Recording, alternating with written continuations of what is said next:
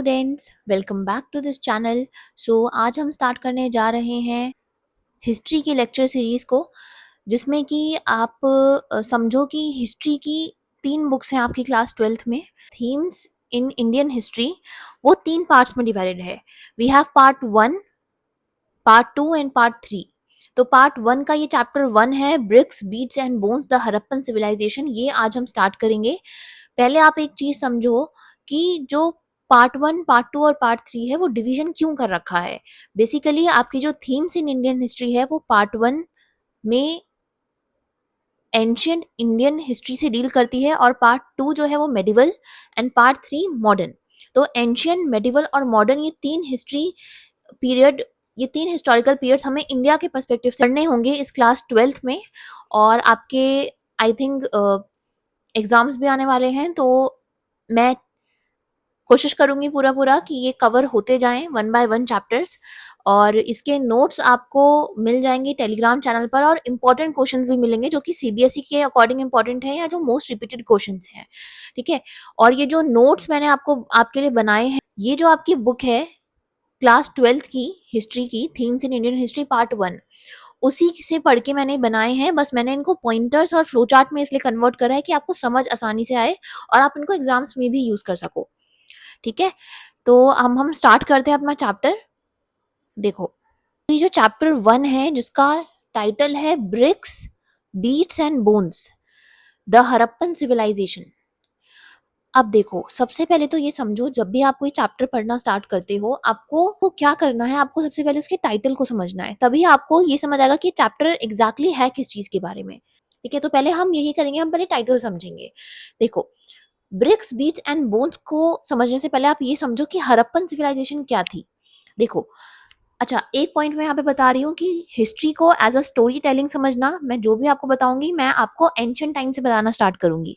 ठीक है। तो आपको अपने दिमाग में एक इमेजिनेशन करनी है, तो आपको वो इमेजिन करना है कि अच्छा उस टाइम पे ये हो रहा था। ठीक है। उस टाइम पे लोग ऐसे रहते थे, ये प्रैक्टिसेस करते थे। ठीक है। तो आपको इमेजिनेशन करनी पड़ेगी जब भी आप हिस्ट्री पढ़ने बैठते हो तो। ठीक है। और यही सबसे अच्छा तरीका है, बिकॉज इसमें इवेंट्स वगैरह बहुत सारे पढ़ने होते हैं। ठीक है। ऑल्दो इजिली समझाने के लिए मैं हूँ यहाँ पे। ठीक है। तो अभी समझो क्या कहना चाह रहा है कि हड़प्पन सिविलाइजेशन क्या होती है, पहले ये समझो। आज से तकरीबन 4000 साल पहले की बात है कि एक एडवांस अर्बन सोसाइटी जो थी एंशिएंट इंडिया में डेवलप हो रखी थी। मतलब कि आप ये समझो, जैसे आज के टाइम पे आप घर देख रहे हो ना, इससे भी ज्यादा स्पेशलाइज्ड, इससे भी ज्यादा अच्छे टाइप के घर जो है वहां पे लोगों ने बना रखे थे। हड़प्पन पीपल जिन्हें हम कहते हैं। सो बेसिकली हड़प्पन सिविलाइजेशन आज से तकरीबन 4000 साल पहले एक ऑर्गेनाइज अर्बन सोसाइटी डेवलप हो रखी थी इंडियन सबकॉन्टिनेंट में। जो हड़प्पन सिविलाइजेशन है उसको देख के आज भी लोग बहुत ज्यादा, हम कहेंगे, चौंक जाते हैं कि उस टाइम पे, एंशिएंट टाइम पे, मतलब आप मेडिवल मॉडर्न तो छोड़ो, एंशिएंट टाइप की बात हो रही है। 4000 साल पहले उन लोगों के पास, हड़प्पन पीपल के पास इतनी नॉलेज कहाँ से हुई कि वो इतनी एडवांस सिटी डेवलप कर पाए। जैसे आप समझ लो, आज जैसे अर्बन एरिया डेवलप होते हैं ना, उस टाइम पे बहुत ज्यादा एडवांस लेवल पे इन हड़प्पन पीपल ने अपनी अर्बन सोसाइटी डेवलप कर रखी थी, है ना। और इनकी पूरी तरीके से प्लान सिटी थी। मतलब अभी हम आगे समझेंगे कि इनकी सेटलमेंट कैसी थी, पर इनकी सिटी को प्लान सिटी कहा जाता है, जो भी सिटी इन्होंने डेवलप करी थी। ट्रेड ये लोग करते थे, जैसे कि आप देखोगे एक और सिविलाइजेशन साइड बाय साइड चल रही थी वहां पे, मेसोपोटामिया में जो सिविलाइजेशन चल रही थी, उनके साथ इन लोगों के ट्रेड के एविडेंसेस मिले हैं। ठीक है। और ये इन लोगों का अपना कल्चर इतना ज्यादा इन्होंने फ्लरिश करा था जिस एरिया में ये लोग रहते थे। तो इसी को हम कह रहे हैं हड़प्पन सिविलाइजेशन, की आज से 4000 साल पहले एक सिविलाइजेशन इंडियन सबकॉन्टिनेंट की सॉइल पे नोट करी जा सकती है। ठीक है।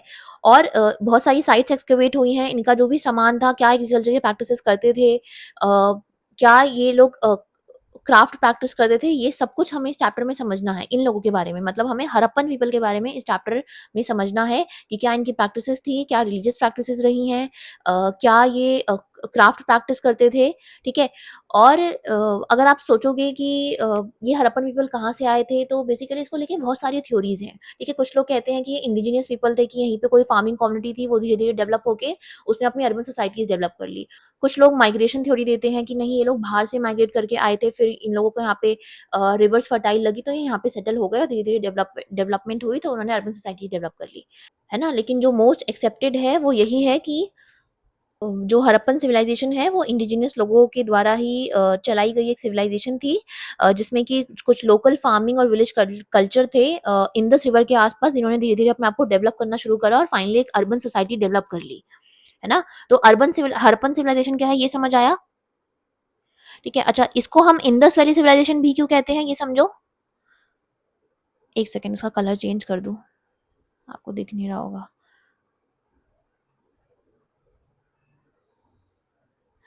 अच्छा, इसको इंडस वैली सिविलाइजेशन क्यों कहते हैं, हड़प्पन सिविलाइजेशन का दूसरा नाम इंडस वैली सिविलाइजेशन भी है।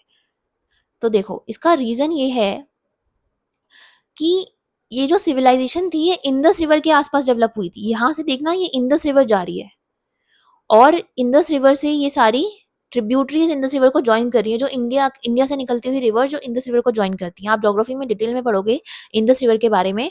पर अभी ये समझो कि हड़प्पन सिविलाइजेशन को इंडस वैली सिविलाइजेशन क्यों कहते हैं, क्योंकि ये सिविलाइजेशन इंडस रिवर के आसपास डेवलप हुई थी। इंडस रिवर एक फर्टाइल रिवर है जिसके आसपास इन्होंने अपनी सिविलाइजेशन को डेवलप करा था।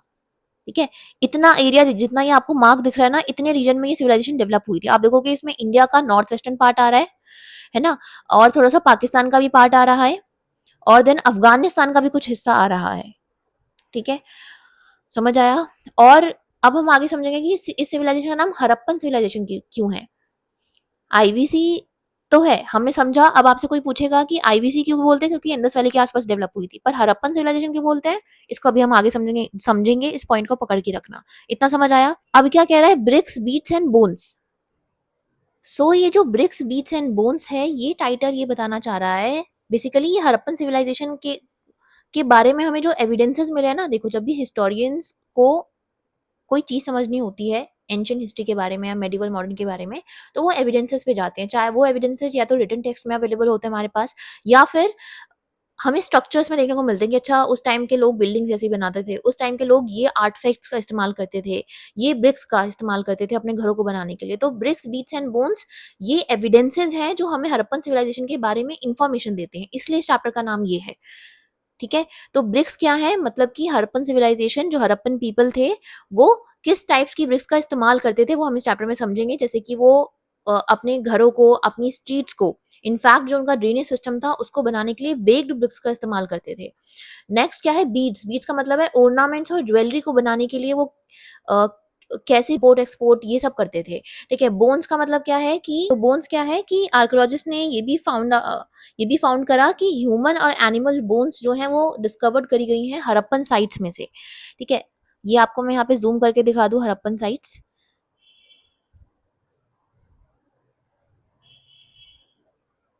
देखो, देखो ये जो लोथल है ना, ये यहाँ पे दिख रहा है आपको, लोथल साइट दिख रही होगी इस साइड पे। तो ये आपका बिट्स इंडस्ट्री के लिए जानी जाती है। ठीक है, मोहनजोदारो है, बहुत मोस्ट फेमस साइट है। We have Dholavira, then we have Rakhigarhi. सबसे रिसेंटली जो साइट डिस्कवर करी गई थी, राखीगढ़ी साइट को डिस्कवर करा गया था। ठीक है, देन यहाँ पे हमारे पास सुतका गेंडोर है। ठीक है, बहुत सारी साइट्स इनकी जो है डिस्कवर्ड हुई है। मांडा एक साइट है, यहाँ पे वेस्टर्न साइड पूछोगे आप तो मांडा साइट हमें देखने को मिलेगी। तो तो ये चीज क्या है कि ब्रिक्स बीट्स एंड बोन्स जो है ये एविडेंसेस हैं जो हमें हड़प्पन सिविलाइजेशन के बारे में बताते हैं। ठीक है, समझ आया। एक और चीज यहीं पे समझ लेते हैं, बिकॉज मैंने आपको साइट्स दिखा दी हैं। तो ये समझो कि इसको, आपने ये समझा कि इसको इंडस वैली सिविलाइजेशन क्यों कहते हैं, क्योंकि ये इंडस वैली रिवर के आसपास डेवलप हुई थी सिविलाइजेशन। अब ये समझो कि इसको हड़प्पन सिविलाइजेशन क्यों कहते हैं, क्योंकि हड़प्पा आपको यहाँ पे साइट देखने को मिल रही होगी। तो इस सिविलाइजेशन को हड़प्पन सिविलाइजेशन इसलिए कहते हैं क्योंकि ये जो हड़प्पा साइट है ना, ये 1921 में दयाराम शाही ने डिस्कवर्ड करी थी। और उसके बाद से हम जो है स्टार्ट करते हैं सिविलाइजेशन के बारे में पढ़ना। तो हड़प्पा जो है वो पहली साइट डिस्कवर्ड करी गई थी इस सिविलाइजेशन की, इसीलिए हम इस सिविलाइजेशन को हड़प्पन सिविलाइजेशन कहते हैं।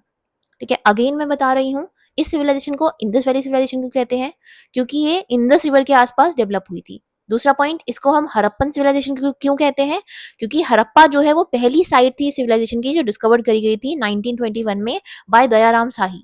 दोनों क्वेश्चंस क्लियर हुए, समझ आया। ठीक है, इतना क्लियर हुआ सब कुछ। अब ये देखो कि हमें इस चैप्टर में क्या टॉपिक्स कवर करने हैं। देखो,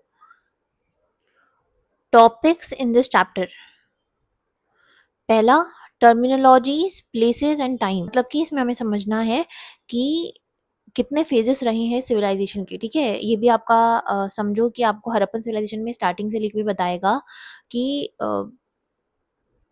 कहाँ तक वो स्प्रेड हो रखी थी सिविलाइजेशन, ठीक है। और इनके बारे में आपको सिंपली इसमें पढ़ना है पहले टॉपिक में। दूसरा आपका हड़प्पन सेटलमेंट्स हम देखेंगे, ठीक है, इनके हाउसेस के बारे में पढ़ेंगे, कैसे स्ट्रक्चर इनके में थे। और उसके बाद हम बिगनिंग्स देखेंगे कि फाइनली हम देखेंगे कि कहाँ से सिविलाइजेशन स्टार्ट होती है, क्योंकि इसके फेजेस होते हैं सिविलाइजेशन के, ठीक है। पहले आपका ये अर्ली डेवलपमेंट स्टेज होता है, फिर मैच्योर हड़प्पन आता है जहाँ पे हमें अर्बन सेंटर देखने को मिलते हैं, ठीक है। फिर हमें फोर्थ टॉपिक पढ़ना है सबसिस्टेंस स्ट्रैटेजीज, मतलब कि क्या इनकी फूड हैबिट्स रही हैं, क्या एग्रीकल्चर प्रैक्टिसेस या क्या एग्रीकल्चर टेक्नोलॉजीज इनकी थी, ठीक है, हड़प्पन पीपल की। उसके बाद हमें मोहनजोदारो पढ़ना है, अ प्लान अर्बन सेंटर, मतलब कि जो मोहनजोदारो है, क्योंकि वो एक बहुत फेमस इंडस वैली सिविलाइजेशन की साइट है, तो हमें इसके बारे में थोड़ा डिटेल में पढ़ेंगे हम इसमें कि कैसे स्ट्रक्चर्स वहाँ पे थे, कैसे हाउस बिल्डअप हो रखा था, ठीक है। सीटाडेल वगैरह ये सब टर्म्स आपको देखने को मिलेंगे इसमें, हम समझ लेंगे उसको अच्छे से बट इस टॉपिक में, ठीक है। फिर हमें क्या करना है, tracking social differences, burial, looking for luxuries, मतलब कि यहाँ पे आप प्रैक्टिसेस देखोगे कि कुछ जगह पे हमें जिन लोगों को बरियल प्रैक्टिसेस जिनकी करी जा रही थी, उनके बारे में हमें इसमें डिटेल में पढ़ना है। उसके बाद हम देखेंगे कि finding out about craft production, मतलब वो क्या क्या जैसे बीड्स, ऑर्नामेंट्स वगैरह जो ये बनाते थे, कौन सी साइट फेमस थी सिविलाइजेशन की इन क्राफ्ट प्रोडक्शन के लिए, ये हमें इस टॉपिक में पढ़ना है, ठीक है। फिर हम नेक्स्ट पढ़ेंगे strategies for procuring material, procuring मतलब खरीदना, मतलब कि इनकी क्या स्ट्रैटेजीज थी कि ये दूसरे एरिया से जो है इंपोर्ट करते थे मटेरियल्स को। जैसे कि आप देखोगे कि मेसोपोटामिया से इसके ट्रेड के एविडेंसेस मिले हैं, तो ये क्या इंपोर्ट करते होंगे, क्या यहाँ से वहाँ पे एक्सपोर्ट करते होंगे, ये देखना है, ठीक है। फिर है सील, स्क्रिप्ट्स एंड वेट, जैसे कि आप देखोगे हड़प्पा की पिक्टोग्राफिकल स्क्रिप्ट है जिसको अभी तक डेसिफर नहीं करा गया है, ठीक है, मतलब पिक्चर्स के थ्रू कुछ कुछ वो लिखते थे, ठीक है, वो हमें इसमें समझना है। Then we have ancient authority, मतलब कि उनके टाइम पे किसके पास अथॉरिटी होती होगी, क्या कोई पावरफुल पर्सन था जो हर चीज को मैनेज करता था, क्या होता होगा, ठीक है। पूरा पॉलिटिकल मैनेजमेंट हमें एंशिएंट अथॉरिटी में समझना है।